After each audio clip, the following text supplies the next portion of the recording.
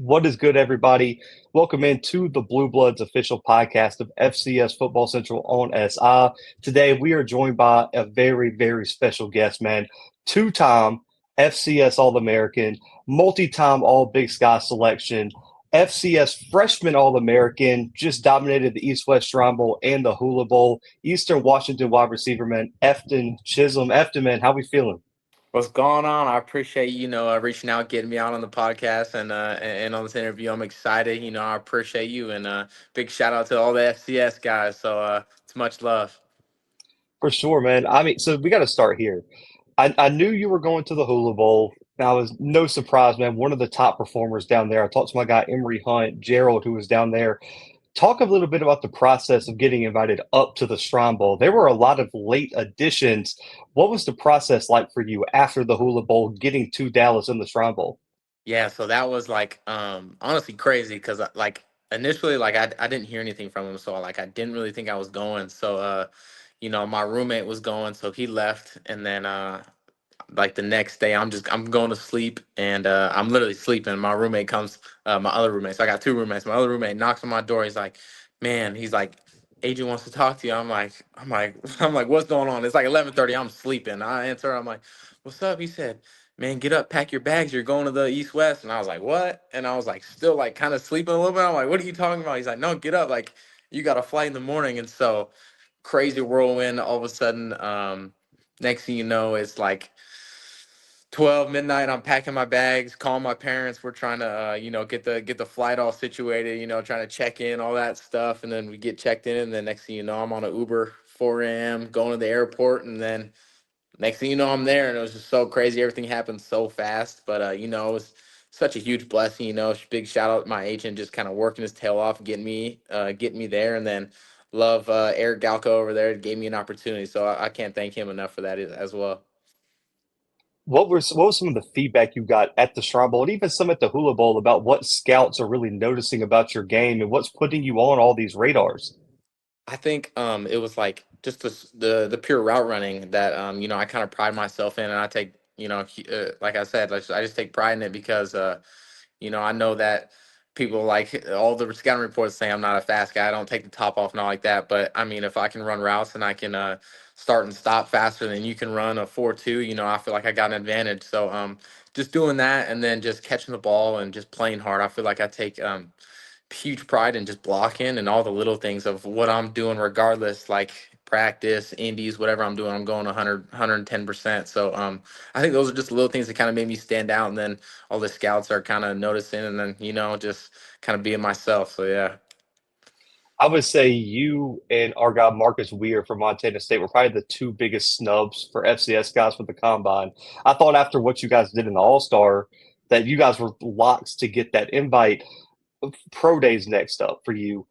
Do you have marks set like for you looking at the whole gauntlet you're going to run? Is there something you really want to prove when you get into that pro day? And what is that mark for you that you want to show the scouts?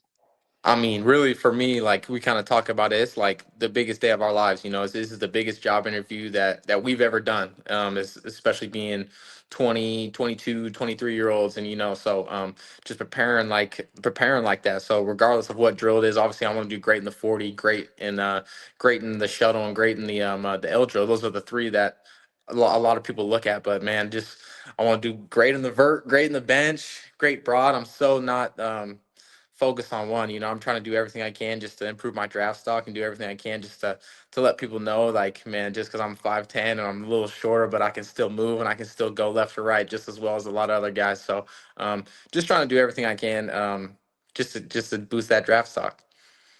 Is Eastern holding a pro day or are you performing somewhere else for pro day? We're doing ours at Washington State. Okay. Now I know Yep. a lot of FCS guys try to get those like combo invites. I know a few guys are going up to like Maryland and South Carolina, stuff like that. So I just wanted to ask that. Looking at your game as a whole, man, just sell me like what would you say is your best quality as a wide receiver right now coming out of college? I mean, I think, and it like kind of like what I said, like made me stick out at the bowl games. It's just route running. I feel like a lot of guys are just like kind of pure athletes and do a lot of naturally gifted things, but I take pride in knowing the little details of man zone and certain routes and what I got to do at the top of the route if I'm getting this coverage or that coverage, or how he's playing me, different shades like that. So I think just route running is huge, and I take huge pride in it. And then just run after catch. I think a lot of people just kind of, I mean, I just take pride in myself, just breaking tackles, just getting them vertical and trying to go score. So yeah. There's a lot of debate on position U at FCS, and we had this show talking about it. There's no debate in FCS. It's Eastern Washington. Was there any pressure, man, when you were a freshman walking into the building? And it wasn't even like the legends like Cooper Cup, but like, man, you were surrounded by a ton of talent when you just got on campus. I mean, playing even with the quarterbacks like Eric Barrier and those guys. Did you feel any pressure get when you got to Eastern to be like, man, how am I like how are we going to get here to live up with all these greats?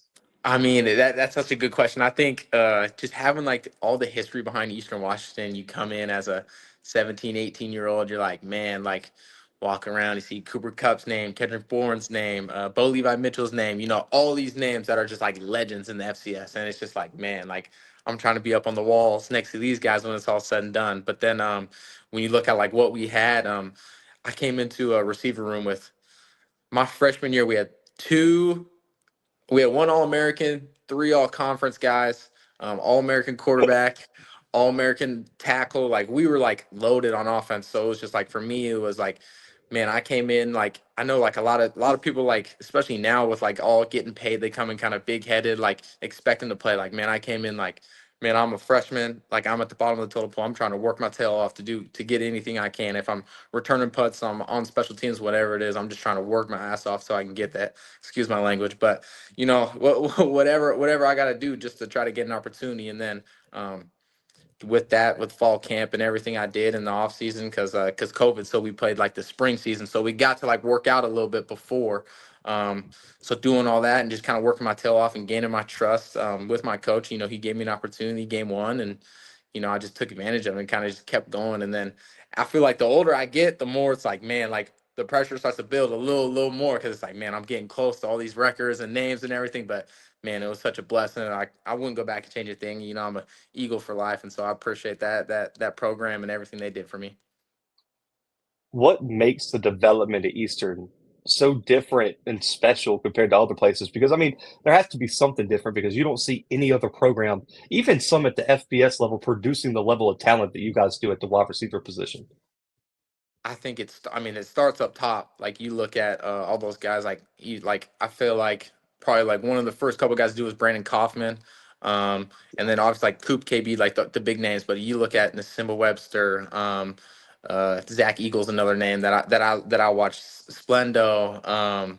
There's just so many names that like we as receivers take pride in, and like maybe like the public doesn't know, but man, we watch so much film on all these guys. We watch we've seen Coop day one fall camp out there running around. We've seen KB as a sophomore running around. Like, so just looking at all these guys, we take pride in watching their film and kind of seeing how they grow. And then, man, we're always trying to be better than them. So that's kind of the thing we always look at in our room. It's like, man, what if Coop and KB were in this, because we got the same meeting rooms. We haven't done a lot of renovations and stuff, so we got the same stuff. So we always talk about like, man, what if they're sitting in the back right now? What would they think of our meeting and how we're watching this film and stuff like that? So that's kind of big that we like to take pride in, and yeah, I just think obviously like Coop's just a legend and kind of the goat he is at our school. All of us are always trying to chase him and do whatever we can just to get close to that. So yeah. And you hold multiple school records. You hold an FCS record now. I won't say it's most consecutive games with the reception. When you I guess walked away from campus this season to start preparing for the draft, when you look back, man, what record or accomplishment are you most proud of, man? And what does it mean to you that now when you talk about the great wide receivers, your name is mentioned right behind the Cups, right behind the Kendrick Bournes? What does that mean to you?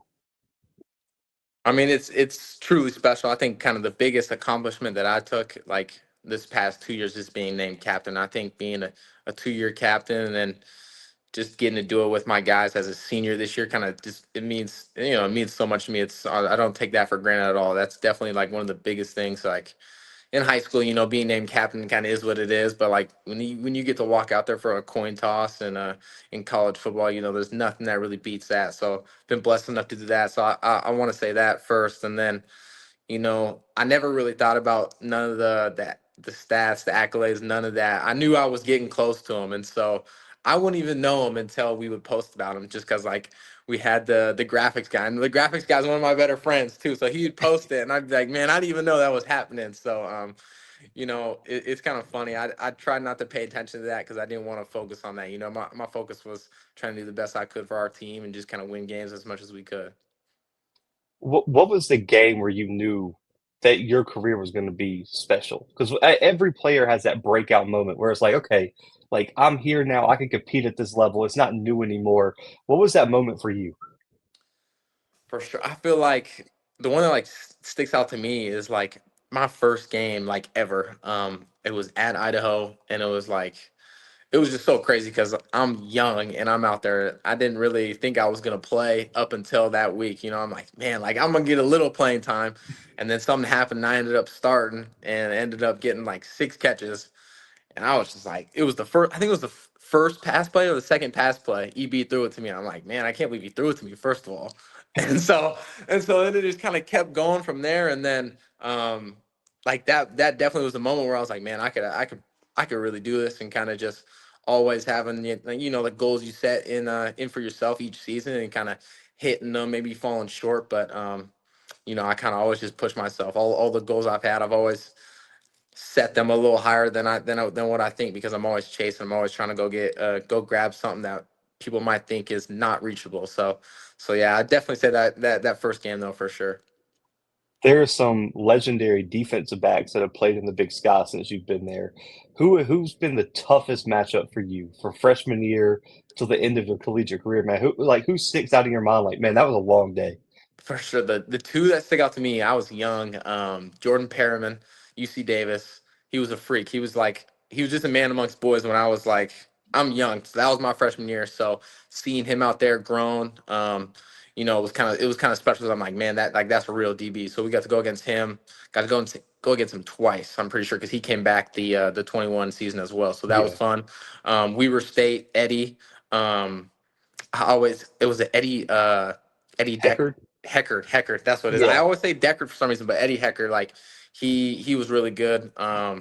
Definitely those two. But I think Eddie was legit, and he went crazy at BYU. So love seeing that. But those definitely are the two guys that stick out to me. And then this year, I think Tommy had a great year. I think Rex had a great year as well. I think in the Big Sky, all like the strong safeties are really good. And I think in the Big Sky in general, if you don't have like a really talented strong safety, it's hard to stop the run. And I think that's why so many of these teams are good, and because they got that strong safety that can come down and fill holes. So yeah, Yeah, I don't think they're. I guess it's because like when you think of the Big Sky, like obviously you have Eastern, you think of the wide receivers, quarterbacks, but like in the Big Sky usually is always kind of defaults to the linemen and linebackers.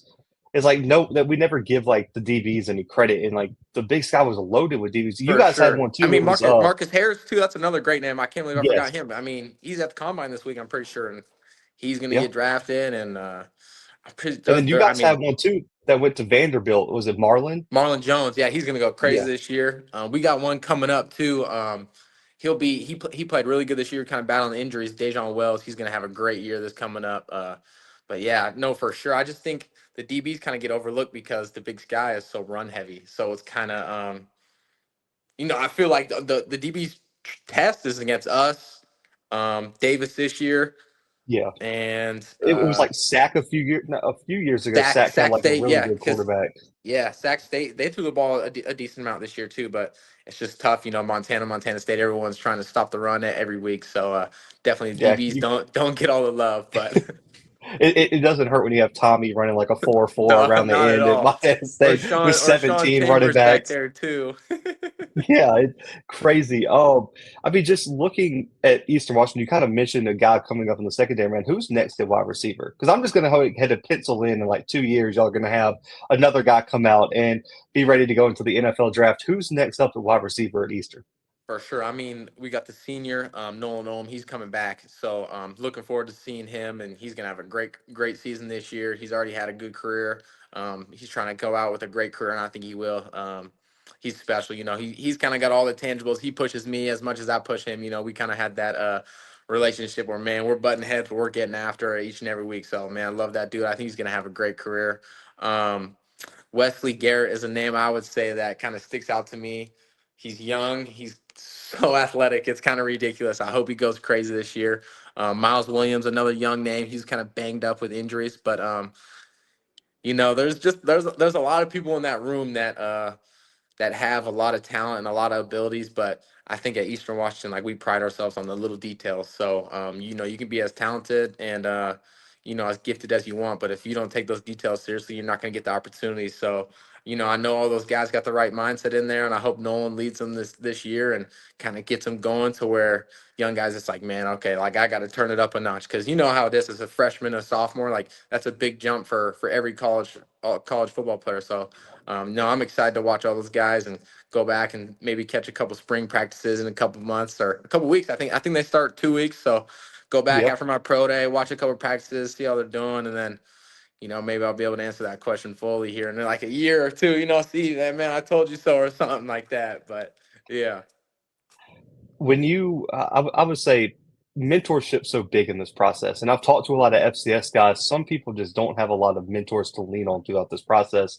What would you what would you say is your one or two pieces of advice that you would give to future FCS guys on what they would need to know going through this pre-draft process?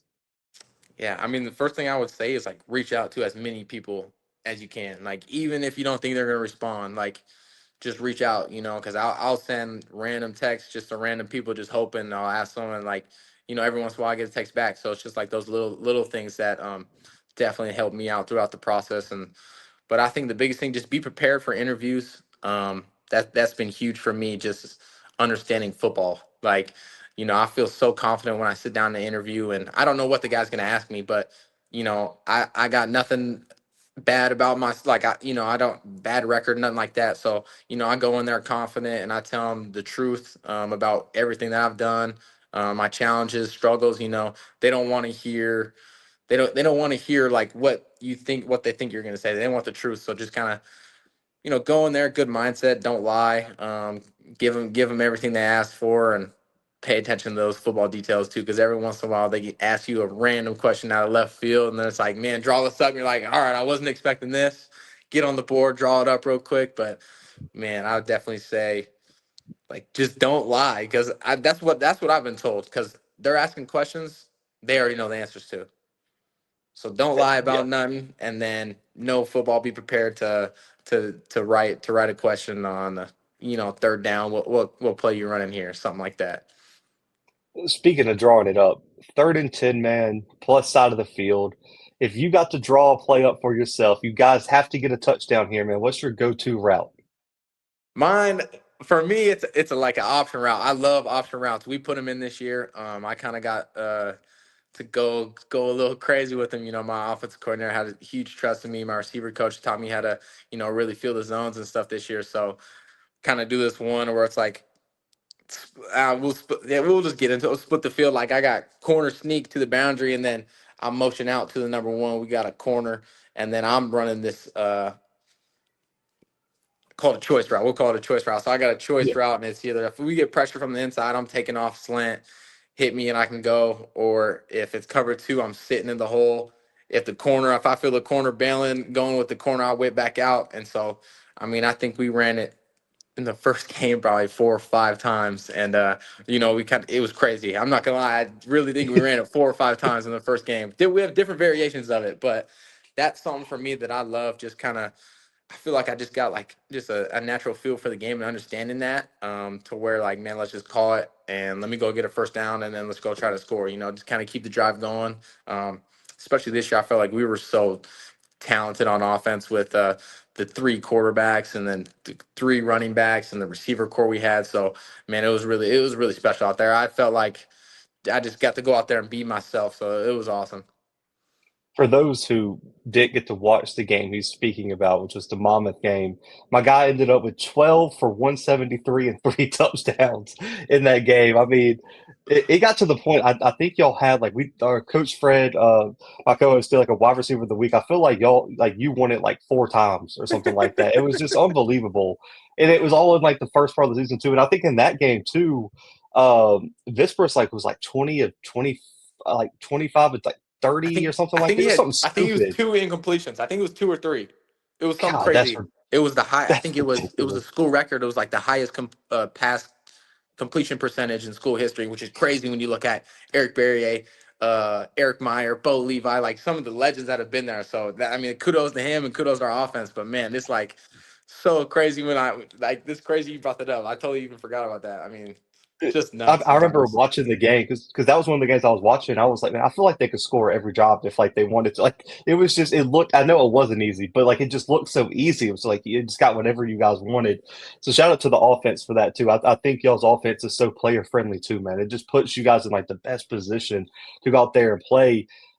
Is there a game in your senior year that like kind of sticks out to you? And also too, like what did you want your legacy to be at EWU, or what do you want people to say when they look back and it's like, man, you remember when Efton Chism played here? What would you want the fans, coaches, and personnel around the building, man, to say about you? Yeah, I think. I mean, first part of your question, like games that stick out, like Monmouth was a huge one.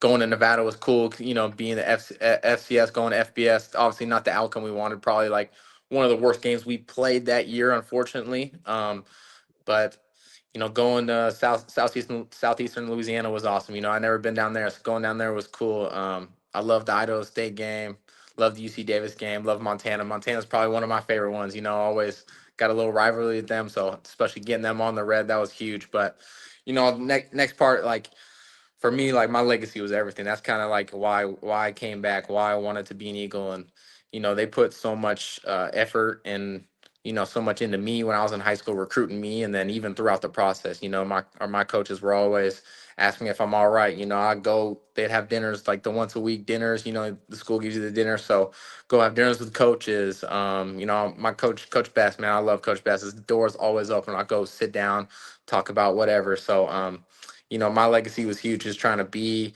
in those conversations as Coop, KB, some of those greats, and I can name so many of them, but man, it's just like I try to do everything I could in my power to be in that conversation. And like I don't know if I'm gonna be in that conversation yet. Like obviously I want to be, but I still feel like I got a lot to prove and I got a big chip on my shoulder and I'm always kind of carrying that with me, being from Eastern, being a FCS player. So I just hope, Eastern Washington is proud of me and, everything I've done for them, and I'm not done doing stuff for them. I want to give back to them as soon as I can, as soon as I'm financially stable enough to, and kind of build that program back up to where I feel like we need to be. And it's been awesome just kind of being an Eagle. Like I said earlier, I wouldn't go back and change a thing. I could talk about Eastern all day. Like I love Eastern Washington, love that red field, love everything about it, man. Hey, I'll say this: the reviews on the Redfield have been mixed on this show. I'll be honest with you. I personally really like it. It's creative.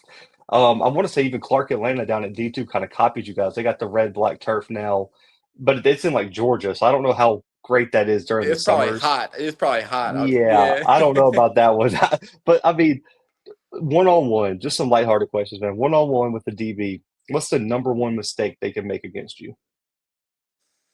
I mean, I feel like a lot of people, it's like they try to get hands on too early. Kind of giving them like a lot of people like they like to jump press or try to just be physical enough because you might be getting them a little work throughout the game. Like, man, I'm gonna go up and try to be physical with this guy. But for me, it's like, man, I have a plan every time I come to the line, regardless of what you're doing. I know what I'm gonna do, and then I just counter it. So I'm splitting, seeing what you're doing, then I'm just countering that. And if you're heavy on your toes trying to get after me, I'm just gonna slip and run. And then from there, it's. I mean, you're just playing catch up now as a DB. So that's definitely what I would say.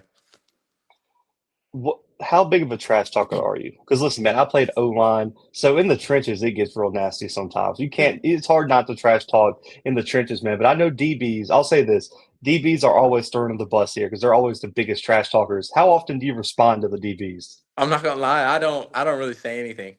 I'm not a big trash talker. I don't really talk at all. I mean, I talk a bunch to like my quarterback, like so much. I remember like mid game, like I'll just run by and I'll just say something funny to him. I don't even know what I'll say, and we'll just kind of laugh. We'll make eye contact. Like I'm super like always trying to keep my guys loose. So like even when I'm motion, I don't. You probably can't ever see it on film, but when I'm motion, my tackle Wyatt Hanson, I pat him on the butt every time I motion. Run by, slap him, and then I just keep going.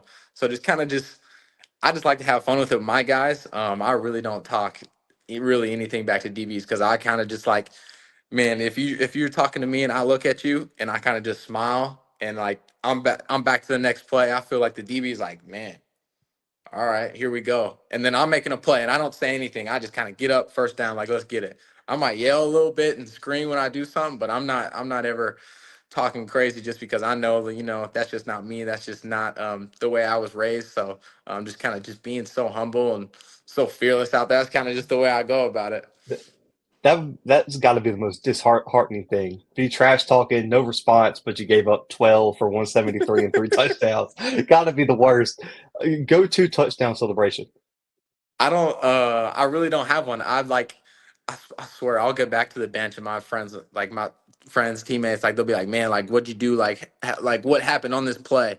I'm like, man, I really don't even remember. Like I black out. It's kind of crazy. Like I swear, I really don't. I don't even know what I celebrate. Don't know nothing like that. I just black out, start screaming when I score. Yeah, that's really it. Give the ball to the ref. Coach Best big on giving the ball to the ref. So every time, man, we can't do nothing. Give it to the ref, and I'm holding the PAT too. So I'm getting ready. So I already got to get out there and hold the PAT. So I really don't celebrate nothing crazy like that. That's also. I will say, just based on like the film I've seen, it is a lot of screaming. Like he'll give that one scream and then That's just toss it. the ball to the ref, and it's a wrap. That's It's really just that it. I don't know all that why. That's energy's got that's to come it. out. I love it, man. Now, special teams is a big thing, and I always tell because I talk to FCS guys all the time, man. And when we talk about NFL, I'm like, if you can play special teams, that is your ticket to the league because they are looking for guys who are willing to, as rookies, first, second year guys, to play on special teams. How big has your special teams experience been in this interview process, talking to teams and giving you an opportunity to possibly see the field early at the next level? Yeah, it's been huge. I think, especially coming from Eastern Washington and like getting, you know, the eyes on me that I got like my freshman, sophomore, junior year. Like I'm playing every special teams everywhere. Like my freshman year, I'm kickoff, kick return, punt, punt block. I'm doing it all. So having that film out there has been awesome, and then getting to talk to these scouts about like me actually doing that, and then being a holder and doing a bunch of different things. Um, it's been very valuable because just kind of just adds so many things to your tool belt that these guys are like, oh, okay, maybe I didn't know he was a holder, or I didn't know he did this his freshman year. So it's like, man, they can go back, watch film of me doing that, making tackles on special teams. So definitely super valuable. I would say, man, play as much special teams as you can if you want to, get that opportunity at the league. Because I know that's how I'm gonna make a roster, make a run at it, and get that opportunity that I need. Now, Eastern has about a million uniform combinations that they can wear. What was your favorite uniform combination you got to rock during your years at Eastern? My favorite is the all black. I don't know what it is, but all black is so clean to me. And then this year was our first time getting like we had some new decals and we did the Yeah, white ones, the white ones with the eagle scripture. So I love those ones. Those were just different, cool to me, but definitely all black. I'm with you. Those are my two. For that, the all white is probably the cleanest all white in the Oh, FCS. yeah, all white. The all white is clean. Yeah. Yeah, like because I want to say the first time I remember really kind of noticing it was I think it was this year. I forgot who y'all played, but when you said when y'all brought the script out, those helmets are undefeated, and there's no school in the country where the script doesn't look good, no matter I what know it says. it really doesn't. Yeah, it does. Every team should have it. Just to say now, the last two questions, man. Did you have a chance to interview with all 32 teams between the Hula Bowl and Shrine Bowl? And if so, man, has anyone kind of stuck out in the interview process throughout this entire pre-draft process? Yeah, I ended up meeting with I think the number was 28, so not all of them, but I got a decent decent share of just meeting with everyone. I met with a couple teams twice just because of the hula and then the East West, but heard mixed things from all types of different people.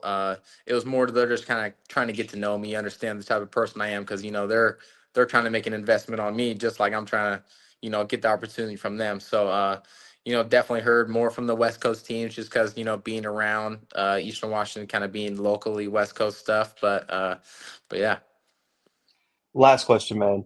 If an NFL franchise asks you what they're going to get if they bring Efton Chism into their franchise this offseason, man, what do you tell them? And the biggest thing for me is probably someone that's just gonna work their tail off, work harder than anyone that they drafted, that they brought in, because I know that I got a huge chip on my shoulder being smaller, slower, I guess you could say, from a smaller school, all these different things. I kind of bring it with me, and I kind of always cherish that. So I'm always looking to be that underdog, take someone's spot, take someone's job, and kind of make the team better at the end of the day with whatever I'm doing, with whatever it is, meeting room, playing field, whatever it is, man. I'm just trying to make the team better and compete at the end of the day. I'm just going to say this, but I'm going to give you some backlash on this, man. Don't call yourself slow. I played O line. I wish I could run like a 4.5, 4.6. Man, I wish it's I all was there. man. I got people like, I don't know what he's gonna run. I'm like, all right, whatever. So What's your goal? Like, I mean, I don't like. What's your goal for the 40 at the pro day? 4 or 5. So That yeah, I don't like. I'm gonna say this, and it's not because I'm an FCS guy. Because I'll be honest with my feedback. That's what we do. The scouting reports we have to be. I don't. I like slow's crazy. I Just know. turn I on the don't think it is film. either. But now, like all of a sudden, you got people running 4.2s, 4.3s. Listen, I don't think, and me and Coach Fred, because Fred was a wide receiver, tight end coach, and he coached some DBs in the past. Like, I don't think people get how fast 4.5 is, like in Yeah, real life. and then like you watch film, Coop ran a 4.62 and he's not getting caught. Puka ran a 4.61 and he's not getting Yeah, caught. I know he's in the 4.6s, and then Amon-Ra St. Brown ran in the 4.6s as well. And all three of those guys not ever getting caught from behind. So it's just like no. it's so crazy, like the difference between a 40 and like football speed. So I mean, I pride myself on catching the ball, getting vertical, and doing all that. So hopefully they see that as well. Hey, listen, I'll say this. For all the scouts out there calling my guy slow, you don't get put at punt return if you can't run. I'm just going to throw that out there. The slow guys aren't on punt return. That's the That's all I'm main saying. term, man. And if Isaiah Davis ran a 4.59 at South Dakota State, we're going to be fine because no one was catching him in the FCS either, No, a he running was, back. yeah. So just What? going to throw that out Yeah. there. But yeah, but Efton, man, I appreciate you jumping on the show, man. This one was a long time coming. Man, good luck on your process. I'm looking forward to seeing your name called in the draft, and looking forward to seeing what you do at the next level, man. This moment's yours, though, man. Plug your social media, plug whatever you want to plug. This moment's yours. Yeah, I just want to say, I mean, huge shout out to you guys, especially you, and then Blue Bloods in general. You guys have always, helped FCS guys out, especially me, just kind of all the tweets and stuff, man. That stuff is special to us. We definitely don't take it for granted. And then big shout out Eastern Washington University, man. I love you guys. The team, coaches, fans, man, you guys welcomed me as an 18-year-old, and now saying goodbye to you now, but hopefully it's not for too long. Man, just big shout out. Man, Efton, appreciate it again. Guys, go make sure to go follow Efton on all social media. You're not going to want to miss this guy's process. And make sure to hit the like button, subscribe, all that good stuff, man. But for Efton Chisholm, myself, the Blue Bloods, FCS Football Central on SI, we are out for right now.